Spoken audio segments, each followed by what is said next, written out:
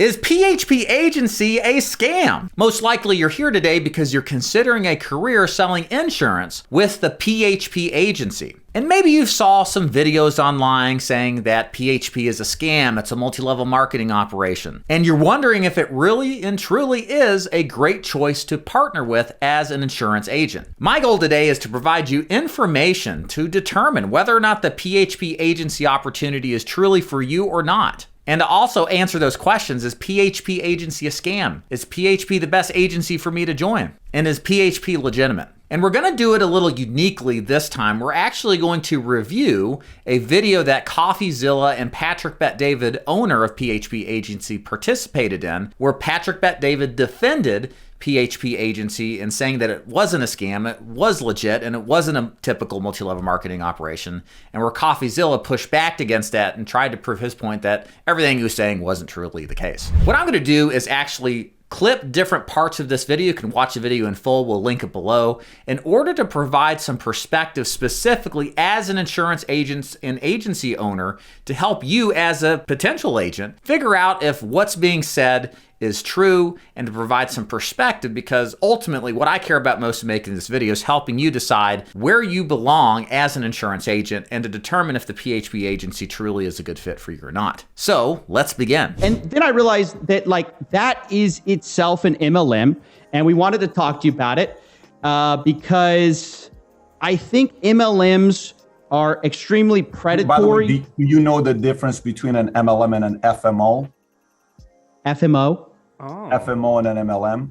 No, what's that? So this is interesting. So Coffeezilla is known for calling out MLMs and basically showing them as scams. But as Patrick Bet-David opens up this discussion, he asks the question, do you know the difference between an MLM and an FMO? And it seems as if neither the host or co-host really know the difference. So I wanted to explain some things here because unfortunately, as the tape goes on, PBD never gets the opportunity to answer this. Coffeezilla takes us somewhere else, and unfortunately, this very important detail goes untouched. So what is an FMO and how does it differ from an MLM? FMO stands for Field Marketing Organization. A field marketing organization is responsible for finding agencies and agents to recruit them into their system in order to sell insurance products to consumers. Visually, it looks very much like a multi-level marketing hierarchy. You have agents on the bottom, agencies above, then FMOs, and in many cases, you have also IMOs, independent marketing organizations, and NMOs, which are national marketing organizations, before you get to the top of the pyramid, which is the actual insurance carrier itself. While I can't answer exactly what Pat would have to say about the differences, in my mind, the big difference is that in insurance, this is the typical way in which all organizations and most life insurance companies operate. It's very rare that you ever see a life insurance company directly recruit an insurance agent. Now, there are circumstances where that definitely happens, but the vast majority of business that's being done now in the life insurance space, like with PHP agency, is in this hierarchical setup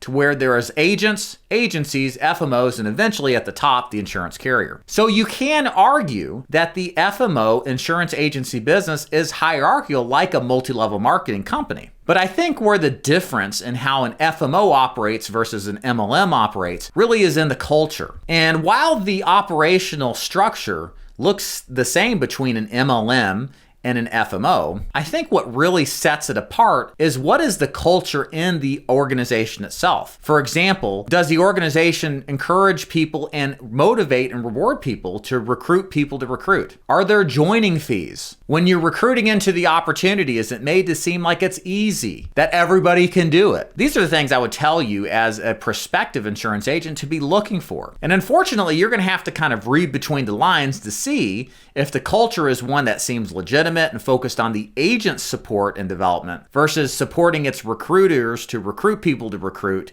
and is a big old hype fest and Kool-Aid drinking scheme. In this clip, Pat discusses the average income for the agents and agency owners in PHP agency that was published publicly. The point is that the majority of people lose money with, make almost no money with the company. So let me put this here. We'll back this up. There we go. Yeah. 60% of people make $215 according to your numbers. And these are life licensed agents, meaning they got through. So when your fee is $200 a year and you have 60% of your workforce making $200 a year, they're making nothing. And then the pitch, because I've seen the pitch, I was watching the pitch last night, is that it's easy to make this money. It's easy to quit your job. Which pitch did you hear? Which pitch did you hear? Did you hear my pitch? Yeah, your sexiest compensation plan pitch. I watched it from the Valuetainment website. Yeah. We don't have it on Valuetainment website. So Pat comes here, defends this accusation, saying that many of the agents that come in, frankly, never do anything, or are very, very part-time and sell a policy or two every single year, but are included in this metric for total accuracy, since the way that this percentage is derived from is all actively appointed agents that have written something in the past year. Now, my personal reaction to this is I totally get this. This is not something that actually bothers me. You shouldn't be bothered by seeing so many agents not performing. The truth is that really in any sales organization, and I wish Patrick had brought this up, 20% of the salespeople do 80% of the sales. And then if you carve it down even further, 20% of the 20% do 80% of 80% of the sales. So most of the sales that you're going to see, the tremendous success in any kind of sales organization, is going to be in the top 10 to top 5%. It's not going to be in any sales organization, whether it's an MLM or not, equally distributed from the bottom to the top. And we see this in corporate America. Any sort of sales organization doesn't have to be a business opportunity or MLM or an insurance agency. The place to be in sales is in the top 20%. And that's never going to change in any organization. The other thing I'll speak to is that PHP agency is set up as an independent contractor operation. You basically work as much as you want or as little as you want. Pat can't force every single agent to go out there and work 70 to 80 hours a week like he probably would want them to. And any organization that's set up to take part-timers, and even if they're like very, very part-time, is going to have some kind of readout that looks very similar to this. So personally, I have to defend Patrick here. I appreciate that he made this public and that he came on to defend it. You can go into more detail in the video of how he defends it. But the truth is that in sales organizations, PHP and otherwise, look, the top guys are going to do the biggest production, and it's going to be outpacing the bottom percentage by huge compounding amounts. So in the next clip, Coffeezilla brings up purportedly that Pat had said it's easy to make money selling with PHP agency on a part-time basis. So let's let the clip play, get some perspective here, and then I'm going to give you really my perspective on the part-time question about what is actually possible selling insurance. For some of you guys that are watching this and you're extremely competitive, this is your way to get to the top of the compensation plan within PHP. So that right there, with everything I covered with you, is 23 different ways we get paid. So as you're watching this, you can ask yourself, you can either build a small part-time business, making $1,000, $2,000, $3,000 a month, part-time, totally fine, many people do it. So, okay, you're saying part-time is $1,000, $2,000, $3,000 a month. Then you say this. Second, you can say, you know what, I make 60 grand on my job.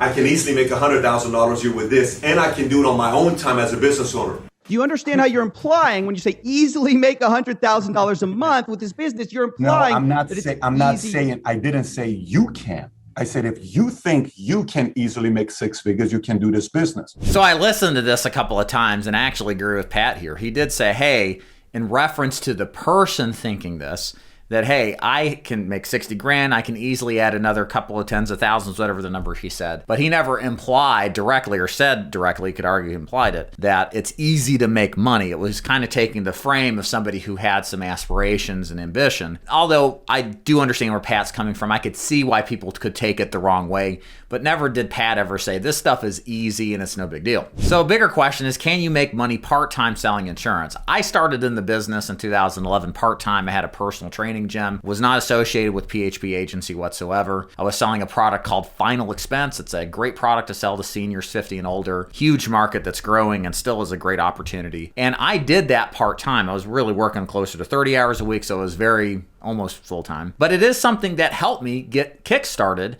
and out of that old business I wasn't doing very well at and into a brand new business that I was doing very well at. So personally, if you're thinking, can I do this business part-time? The answer is absolutely yes. I'm definitely an example of it working. But understand, if you're going to come into this with the aspirations of selling part-time, you still need to have a full-time mentality. I'm sure Pat would say the same thing. Don't take this like, haphazardly. Go all in. Even if your schedule's part-time, have the full-time mentality to build something out that's great, so where you can leave your job, go full-time, and make that much more money potentially. So later in the video, Coffeezilla makes such an incredible point that I think really gets to the bottom of what the problems are in the multi-level marketing business whether it's insurance or any other product. And it's this kind of culture of how things are presented, and really some transparency in what the opportunity is, because not everybody's going to be a multimillionaire. And I'm not saying that Patrick, Bet David, or PHP Agency is necessarily suggesting this, but I think Coffeezilla is a really good point that is worth bringing up, that I think, if was said, that would dispel a lot of this, is PHP legitimate or not, is how it is transparently brought as an opportunity to others, and some truthfulness and straightforwardness in how the numbers really lie out. So let's listen to his explanation and reasoning. Listen, honestly, it's like almost there's about a 1% chance that you're going to do really well. Maybe 2%. If we look at your numbers, maybe 2% of you guys will really make a full-time, even 100K a year income. The rest of you are going to do Walmart or worse. And if you said that, and you don't obviously have to say it so pathetically, but if you said that, I'd be fine. But so this is an important point that Coffeezilla brings up, and it's how these organizations present their opportunity. As an agency owner myself, 95% of new agents do fail out of the business within their first 12 months. And there's a lot of reasons why. They don't get support.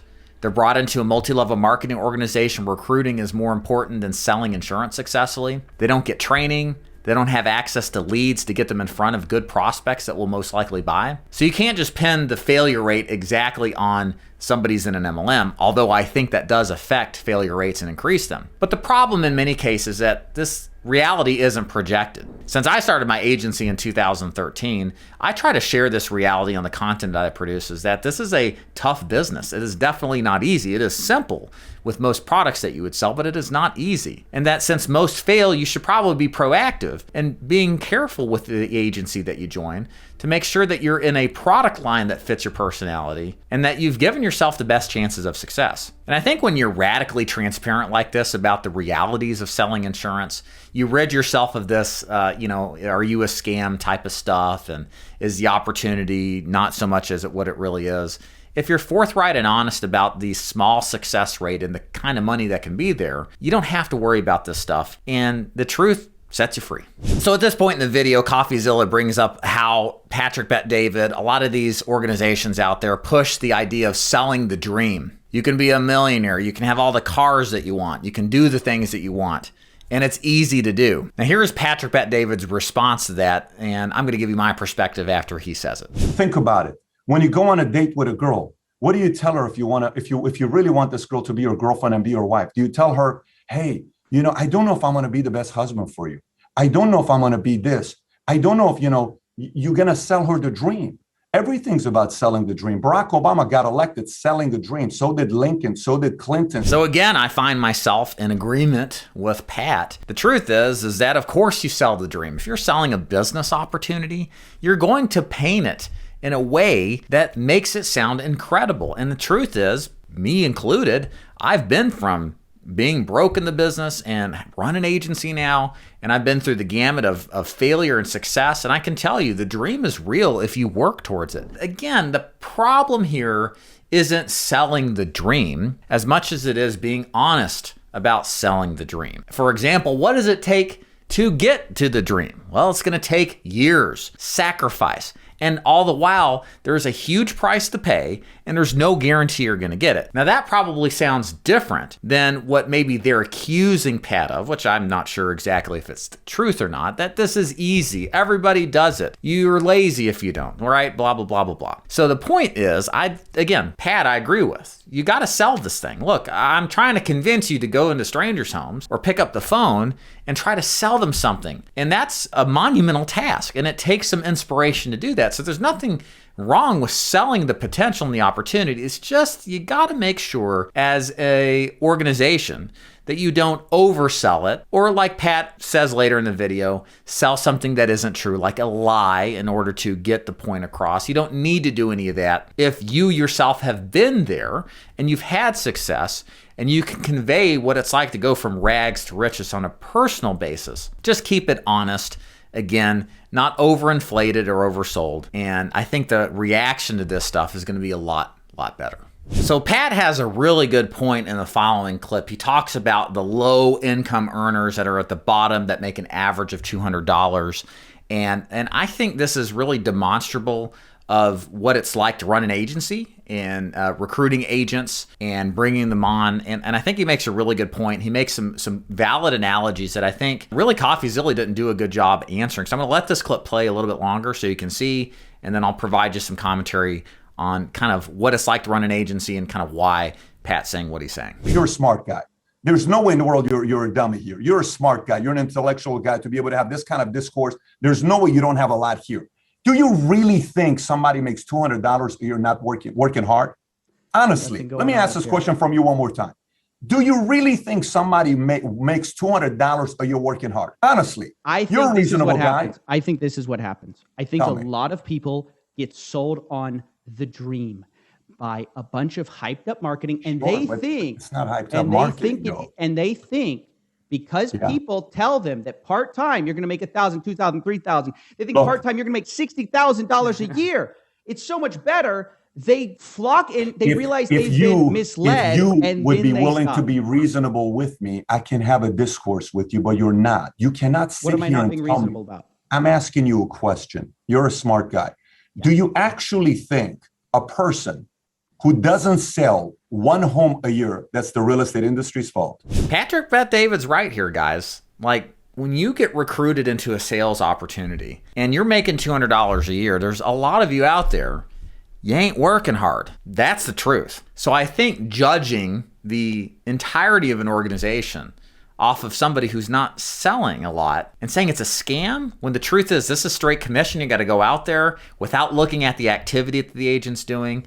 I get what Pat's saying here, and I have to agree with him. On the other hand, I do understand where Coffeezilla is coming from. If you look at other MLMs that are out there, their commission structure and how much is paid out looks very similar. The least amount is the commission paid out is to the majority of the agents. And a lot of organizations use this hype stuff to get people recruited, to get them in to start selling. And a lot of people find that the system doesn't work for them and they fail out. So I actually see both sides of the coin here. Again, me personally running an organization, I can't force these agents to go out there and sell 50, 60, 70, 80 hours a week because we hire independent contractors, and so does Patrick Bet-David with PHP Agency. And there's a lot of people who think an opportunity is a great fit for them, and they do it, and they realize it's not, whether it's everything was told to them was a lie, or maybe perhaps the business just wasn't really appealing to work with, which in some sense is going to explain a lot of people that come in and only write a policy or two and don't make a lot of money. But say 13,000 is active with us, licensed and appointed, right? Okay, out of the 13,000 that are actively licensed and appointed, how many you think get on Zooms? How many you think go to trainings? How many you think get on calls? Can we agree the number of people that actually get on calls on a weekly basis is probably 10% of that? See, I can't force them to get on because it's not an employee. I can't say you better get on. But the percentage, if you go from those who are actively involved, the numbers then become just like any other industry. But what hurts the numbers for us is those that we can't force to go work because it's 1099. I know this doesn't make sense to you, and I know you don't have to agree with it, but I'm giving you the basics of math. Again, Pat's right. He can't force anybody to do anything. These aren't employees. He's laying out a system. You can come in and follow it if you want to. If you don't, you're an independent contractor. You're running your own business. You can do what you want. So he does have a valid point. So Patrick brings up a really good point about the differences between selling insurance and MLMs that offer some kind of product, some goop, some magic potion that you have to sell and then buy first. So check this out, because Patrick brings up a great point about the differences and why what the insurance business does is a lot different than what you'll find in the MLM side of some kind of product sale business model. So in network marketing, traditional multi-level marketing, if I come to you, I sell you whatever, a water filter for $5,000 and I leave. If I come and sell you supplements, nutrition, if I sell you whatever and I leave, you have to keep the product. And I still keep my money. You ready for me? If I come to a desperate person and sell them a life insurance policy, you cancel it, I get charged back. Wait. No. I'm not saying selling life insurance. I'm saying selling the dream of selling life insurance, selling your people. No, life insurance. No. But what you're saying is Predatory is somebody who is in a desperate situation. Predatory marketing towards people to get involved in MLMs. Absolutely not, because there's no benefit for it. In my industry, there's no benefit for it. What are you talking about? There is no benefit for it. There's a huge... So there seems to be some confusion on some level between Coffeezilla and Patrick. And what Pat's saying is a good point, is that if you come in and a lot of MLMs require you to buy the product, you inventory the product, you have to outlay the money to get the product and then sell it at a markup, right?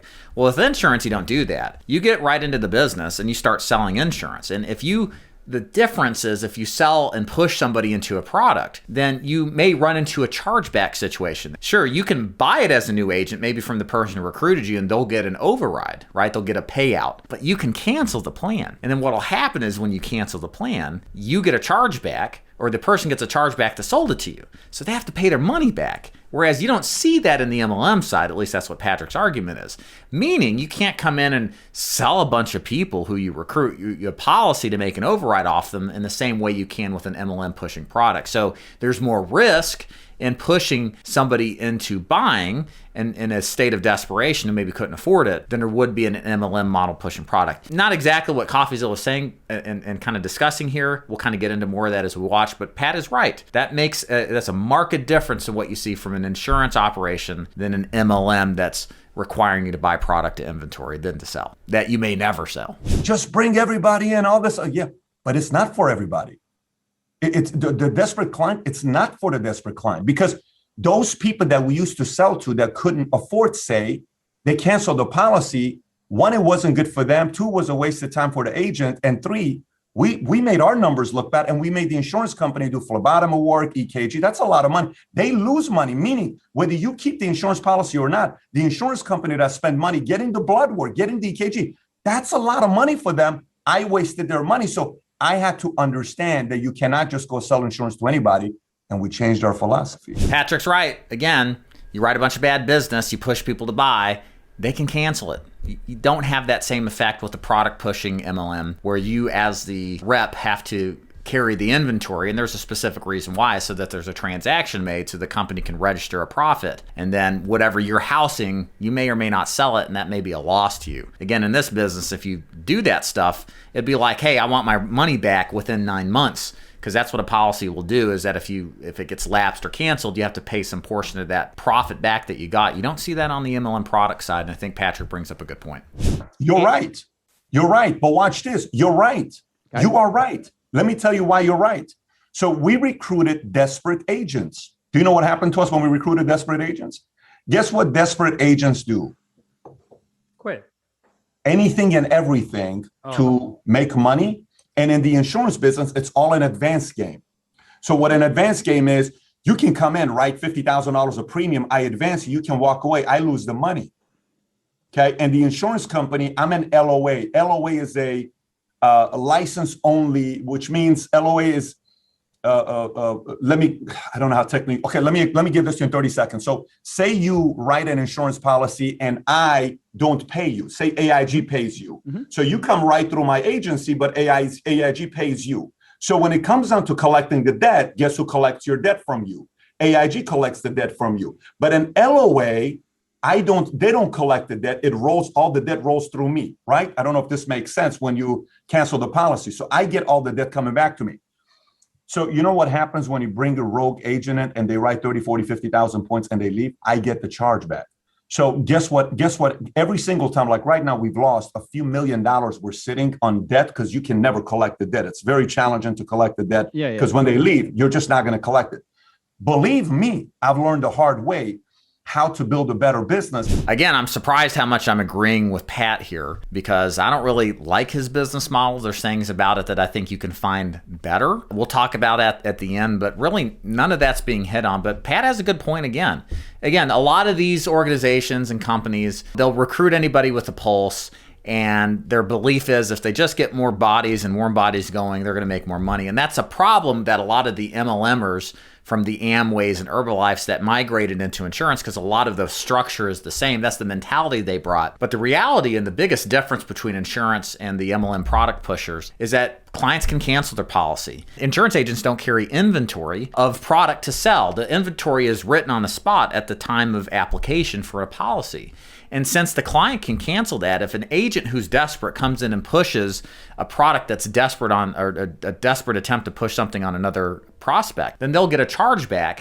And likely that agent doesn't pay it back and it rolls up, meaning it becomes the responsibility of PHP to pay. And so this is critical to understand. This is not an MLM operation in the sense of what you would think with a normal organization. You're pushed to buy product, you inventory the product, and you're at a loss and there's no recourse. Here, there's significant recourse for the company if they go out and recruit a ton of people who are ill-trained, highly aggressive in not just selling product because it could be charged back. The client can change their mind and have a full and cancel it. And then the agent's responsible for up to 9 months worth of commission they have to pay back. It's a substantial amount of time that they've got to sell the right way, because if they sell the wrong way, then they get charged back. And then the other side of that is that now the company's responsible if that agent doesn't pay. I hope this kind of helps clarify how the operation works and how it's different from a typical MLM. Again, what's the problem with most organizations? Well, in the insurance side of the business, the MLM connotation typically is with the culture, what it is that they talk about. Again, we'll talk about some things about PHP at the end here that I think are the smoking gun issues that I would consider. But so far, I mean, Patrick's right about all of this, and we'll talk more about what I think is wrong coming up. And the final thing I want to cover here today is what I find to be the biggest issues with PHP agency.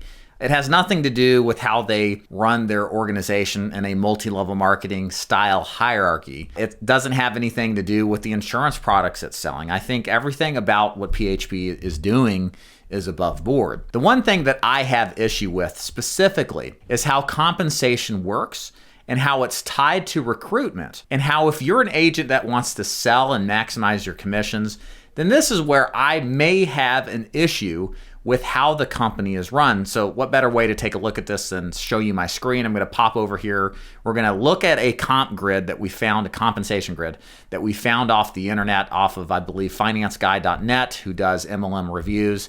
And I want to show you this and give you my criticism of PHP. Again, you may not have a problem with it. That's cool. But I'm going to tell you my perspective as someone who's concerned with how can I get an agent selling successfully, maximizing their commission from the act of selling, as opposed to recruiting. So let's take a look. So here is the commission grid that we found online for PHP agency. So agents come in and they start at a 30% commission. And then what you'll notice is that after you get to level 2 and level 3, guess what is required for you to advance your commission level up to the 40, 50% and beyond?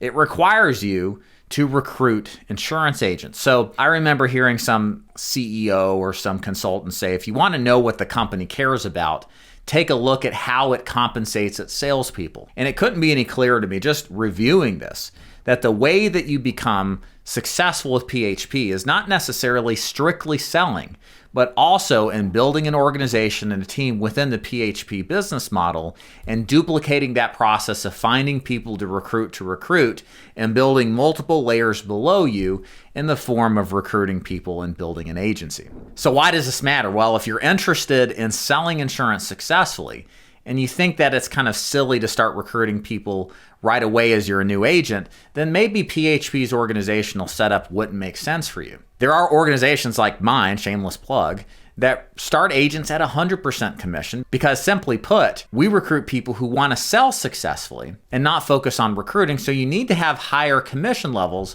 in order to justify the expense for leads, as well as to justify the business in selling policies to see profit on a consistent basis. The other criticism that I have with PHP agency is that their commission levels are very low to start with.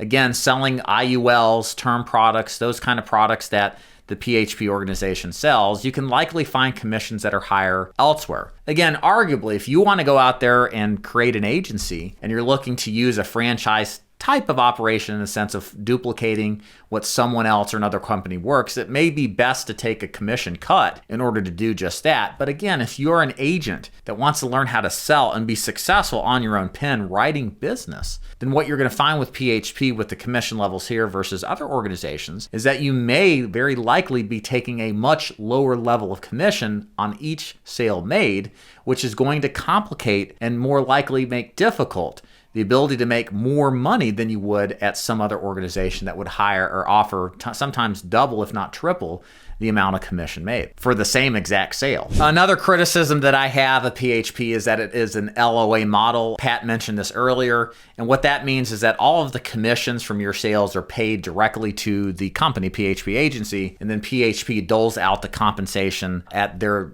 setup, whatever their arrangement is with you and how your contract works. That's how it sets up. And that sounds normal, and what's wrong with that? Well, in a lot of other organizations like ours, you're paid directly from the company.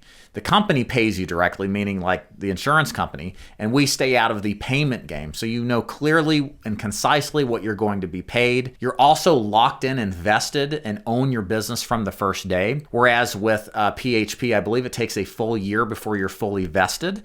So if you leave for some reason and you made some sales, the excess commission that would have flowed to you gets flowed to PHP. Whereas if you owned your book of business from the first day, even if you stop selling, you're still going to get paid on that back commission that you had not earned yet. And then the last thing too is that PHP generally promotes a network marketing, friends and family approach and referrals approach. Nothing wrong with that per se, but those of you who don't want to sell to friends and family, it just makes you feel weird. You're going to find not a good spot for yourself to sell. You may want to consider selling in a lead-driven type of environment where you buy your own leads or do some kind of cold prospecting. Again, there's a lot of different opportunities out there, and this is a thing to consider. It's not necessarily bad, but if you have a problem selling to friends and family, then again, PHP's lead generation strategy may just not be a good fit for you. So that's it for today's program. I do hope that you learned something about PHP and got some unique perspective from an insurance agent and agency owner that was really lacking in this exchange here between Coffeezilla and Patrick Bet-David.